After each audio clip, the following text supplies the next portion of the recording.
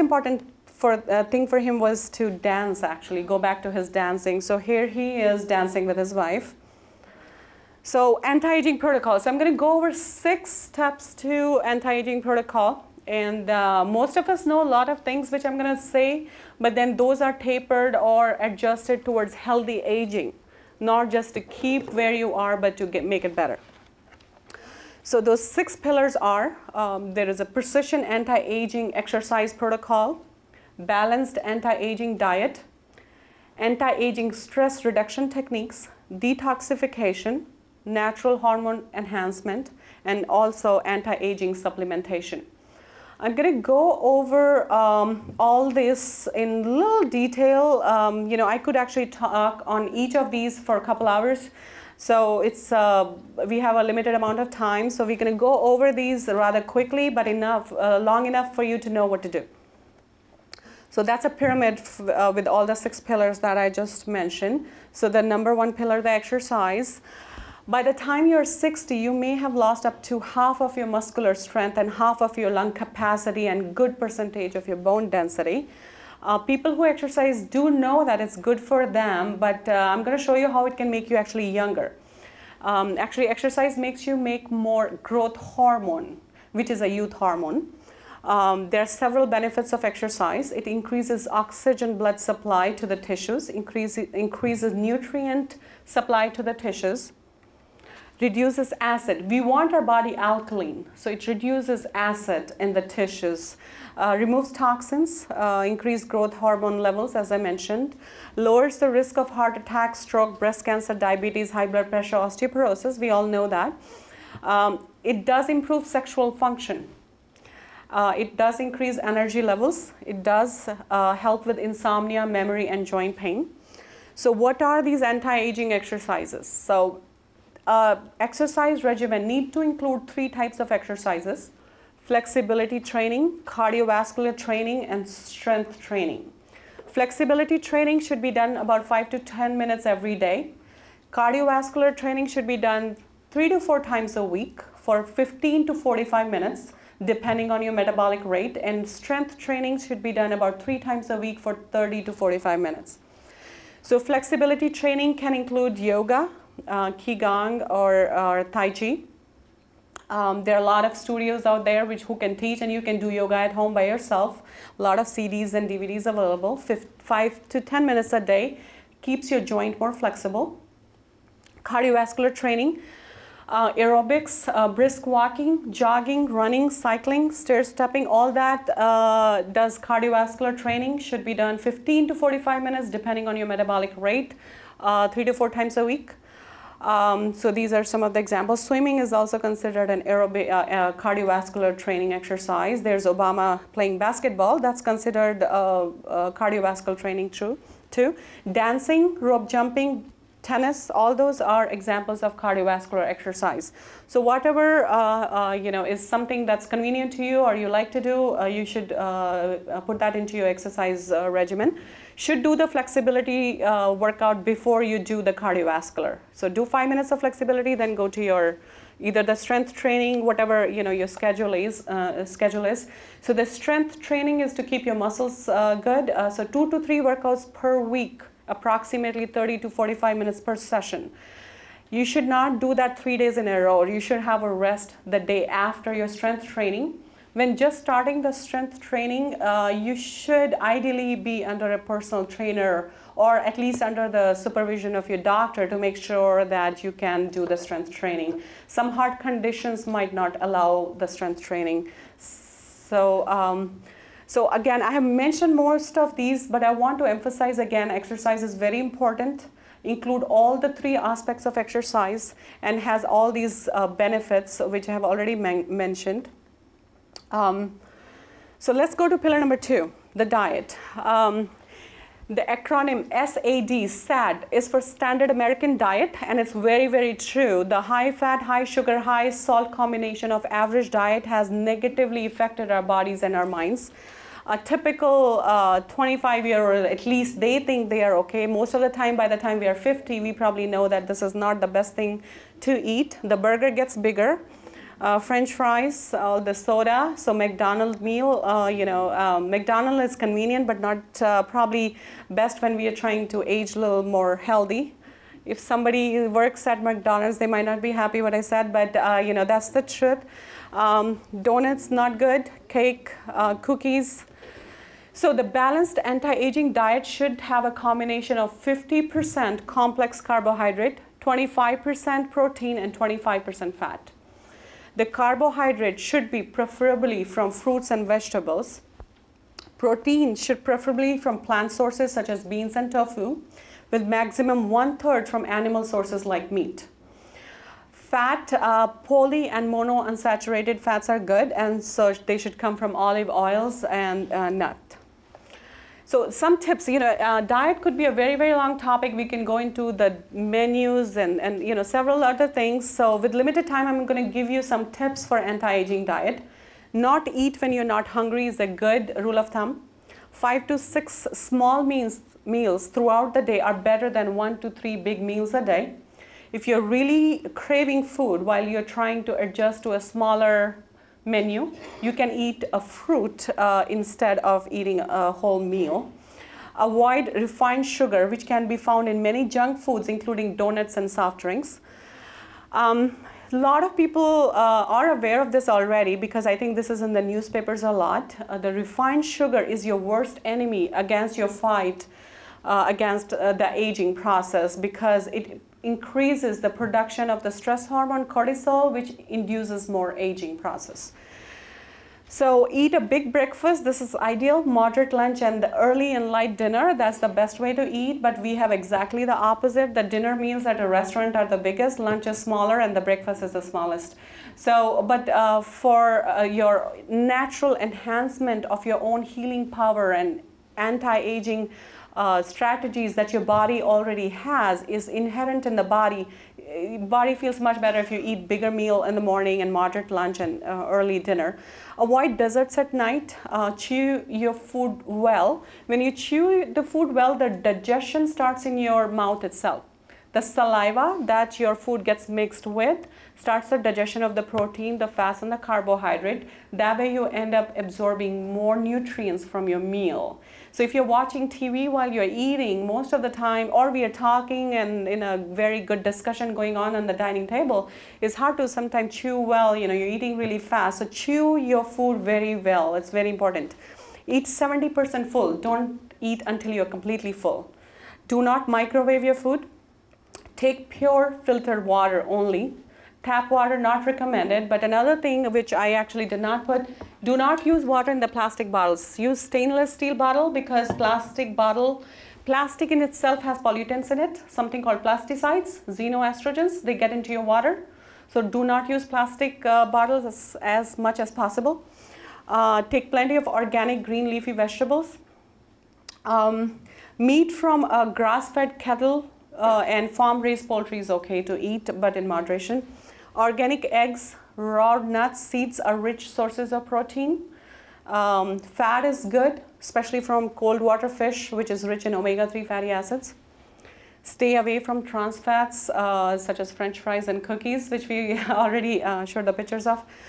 So as I already mentioned, refined sugars are not good, but then people started taking a lot of Splenda, a lot of Equal. So all these artificial sugars actually have been shown to cause more aging process because it doesn't let a lot of the hormones work properly at the cellular level. So the best sweetener, if you wanted to do a 0-calorie sweetener, is stevia. Stevia is S-T-E-V-I-A, stevia. It's available in all the health food stores. And if you wanted to do something not 0-calorie but still some calories, it's xylitol. It's available in all health food stores. Xylitol is X-Y-L-I-T-O-L. Avoid high-calorie foods, and I mentioned these things. Don't eat while you're watching TV. Do not eat corn. Popcorn is the most popular thing that we eat while watching TV. It's hard to digest and has no nutritive value. And it's especially the corn chips, they're high in fat, so avoid corn. So this is how you should avoid things which are on the upper part of the slide and eat things which are more on the lower corner of the slide. So, so pillar number 3, stress reduction. I'm looking at the clock, so I want to really focus on the stress reduction and the detoxification, the hormone replacement. So I'm going to go over that now. So stress reduction, stress is the #1 killer. It increases the stress hormone called cortisol. High cortisol doesn't let your thyroid, your estrogens, progesterones, etc. work at the tissue level, causes more aging. So stress is the #1 thing that we need to get in control of. And this is the #1 plague of our 21st century. And see what aging can do. One of the photographers predicted how Obama is going to look in 4 years with all the stress he's going through. So stress knocks out your immunity against viruses and cancer. It does cause hormone imbalance, causes digestion to be not proper. Nutrient absorption goes down when you are stressed because the digestion wasn't proper with the foods that you eat. High cortisol level affects memory. So the brain function starts to be not good, so the memory starts to go down. It causes increased risk of cardiovascular diseases, high blood pressure, stroke, etc. So what are the techniques to reduce the stress? It's hard. I think that's the hardest thing we all can do with the lifestyle we are in today, working and home chores and kids, etc., etc. So the techniques can be divided into 3 different techniques: mental, physical, and functional. Mental can include music, reading, meditation, singing, praying.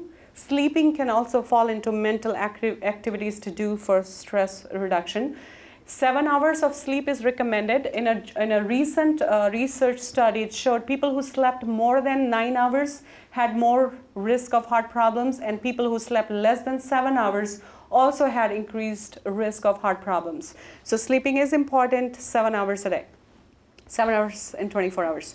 So physical activities can include exercise, tai chi, yoga, taekwondo, bicycling, window shopping. I think women love that, and that is considered an anti-aging stress reduction technique. So, so that's yeah. So it might promote healthy aging. So you can go for window shopping as far as it's okay with your husband. So functional style activities include massage, qigong, and hydrotherapy. So these methods can be mixed and matched, whatever suits your lifestyle. So let's move on to detoxification.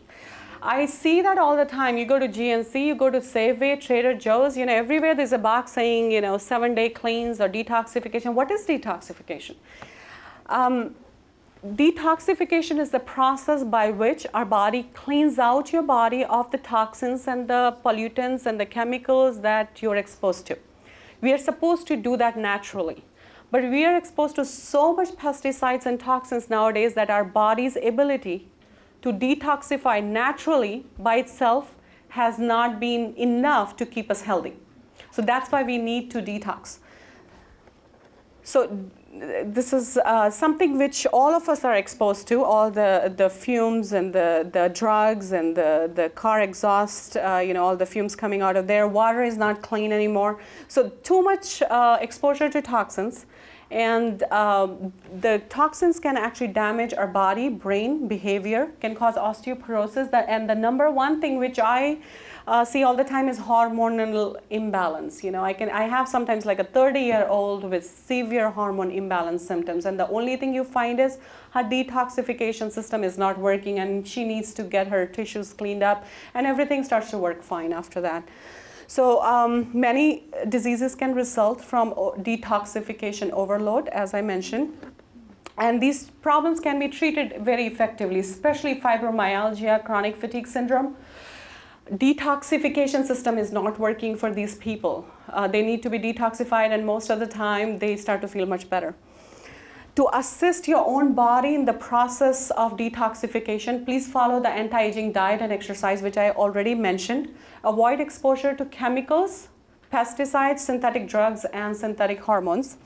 And under medical guidance and physician supervision, should undergo a liver and a colon cleanse. And also, there are a few more things available. See, the colon and the liver cleanse available in all these stores do not cleanse you at the cellular level.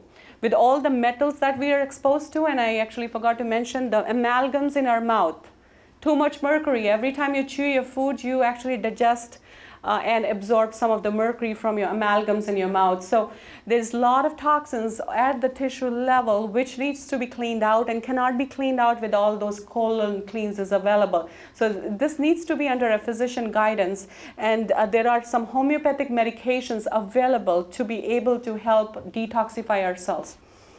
So moving on, well, before that, chelation. Chelation is another form of detoxification to remove lead, mercury, cadmium, and metals. And most of the time is actually very, very beneficial if somebody has a heart disease, cancer, attention deficit disorder, chronic fatigue, fibromyalgia, etc.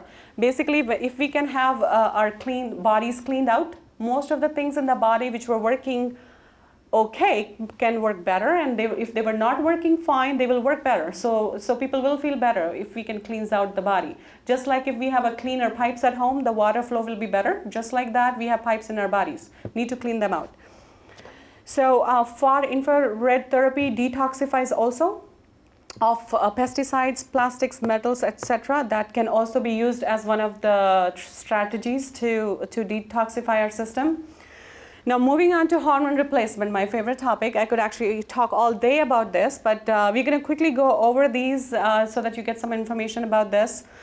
This picture actually depicts the hormonal system or the organs that we have in the body: pituitary gland, pineal gland, thyroid gland. So there's all these in our body. All of us have them. So a lot of research shows that we age because our hormones decline, not the other way around. In women and men, hormone imbalances occur from age 30 onwards.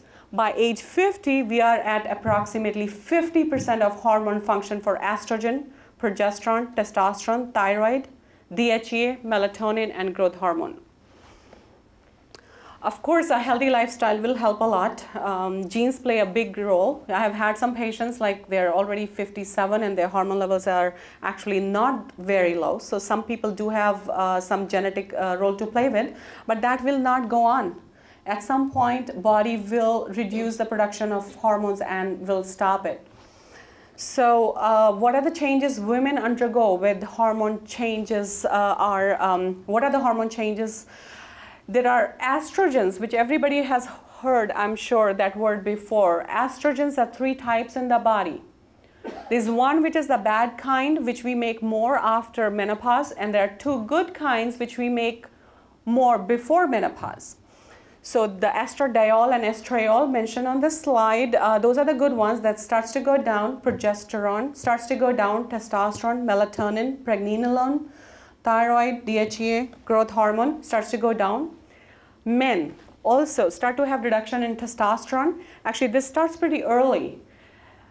Average man above 35 has 50% or more reduction in testosterone levels. I have most of my patients coming in for erectile dysfunction are between 35 and 40. Low testosterone does cause high blood pressure, diabetes, etc., which we'll go over. Also, they start to have reduction in melatonin, pregnenolone, thyroid, DHEA, growth hormone. There are some hormones which go up with aging. One is the cortisol, the stress hormone. Insulin starts to go up, causing diabetes. E1, that's the bad type of estrogen, starts to go up after menopause, produced by adrenal glands. Even if you have had total hysterectomy, you might still have estrogens in your blood. Studies show that every brain cell in the body, every heart cell in the body, every bone cell, every nerve cell, every vascular cell, every skin cell has receptor for these hormones.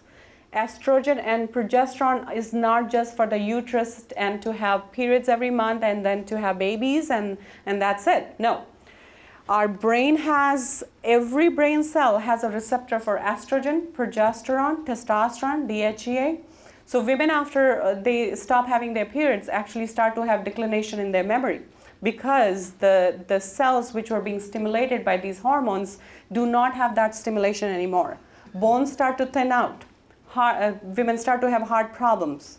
The nerve cells are affected because they are not being stimulated by all the hormones that were there before, stimulating those organs in the body.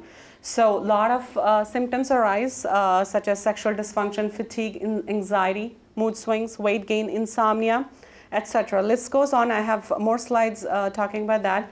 So preservation of our organ function and healthy aging depends on restoration of physiological hormone levels. Not too much. We don't want to be, having babies again or running a marathon, but enough to be able to have all the organs functioning at their optimal level so that we can continue to remember where we are, should be able to walk on by ourselves, and should be able to do things what we want reasonably. In women, the first hormone that starts to decline is progesterone at around age 35. The symptoms from declining progesterone are very commonly seen: anxiety, panic attacks, lighter sleep, premenstrual symptoms, mood swings, uterine fibroids, ovarian cyst, breast cyst, heavier bleeding, weight gain. So what do they get? Usually anxiety, panic attacks, Prozac and Xanax is the #1 prescription for the progesterone deficiency. So progesterone is low, causes all these symptoms, gets Xanax and Prozac, gets a little better, start to have breast cysts, ovarian cysts, fibroids, as already mentioned. So my #1 thing to tell you is that we do not acquire Prozac and Xanax deficiencies in our 30s, 40s, or 50s. It is the progesterone deficiency which is causing all the symptoms, and we are covering up the symptoms by taking Prozac or Xanax, etc., or Ambien for that matter. Heavier bleeding starts because of progesterone deficiency, and the #1 reason for hysterectomy is progesterone deficiency. So by cutting out the uterus, we stop the uterus from bleeding, but how about every other cell in the body which needs progesterone too? So worse PMS, mid-abdominal weight gain, low sex drive, hot flashes can be associated with progesterone loss, bone loss. Progesterone is responsible for bone building, starts to decline in 35 or in that ballpark, but we do not do bone scans until 50. So, but the bone is already getting thinner and weaker. Next thing that happens to women is estrogen levels start to decline around age 45 and continues to lower more and more until the official age of menopause in 50s. Changing estrogen levels does produce hot flashes, skin and vaginal dryness, recurrent urinary tract infections because of the thinning out of the vaginal tissues, urine incontinence, bone loss and cognitive decline, memory changes. Decreased sex drive in men because of hormonal declination starts. So it's not just women. Actually, men, they start to have hormonal imbalances first before women do as far as the age, but then because they don't have a period every month, so they cannot blame anything to anything. Women have periods every month, so, well, yeah, my period is heavier and I'm anxious, and, we can track that more, their symptoms more. Usually men start to have symptoms in their 35, but usually we do not understand this is because of the declination of testosterone. So they start to have decreased sex drive and erectile dysfunction, depression, anxiety, insomnia, high blood pressure, atherosclerosis. So no wonder that all those hormone imbalances can lead to all these diseases mentioned on these slides, on the slide. The way we are treating in today's age is by covering each of these symptoms with every pill that we have available in our drugstore. So the real thing is to go after the levels of hormones and fix them. So the list can go on about the symptoms. Estrogen has 400 functions in the body. So that's a lot of functions, and when we don't have estrogen, most of those 400 things are not working properly, and obviously we have a lot of symptoms and we are not aging healthy anymore.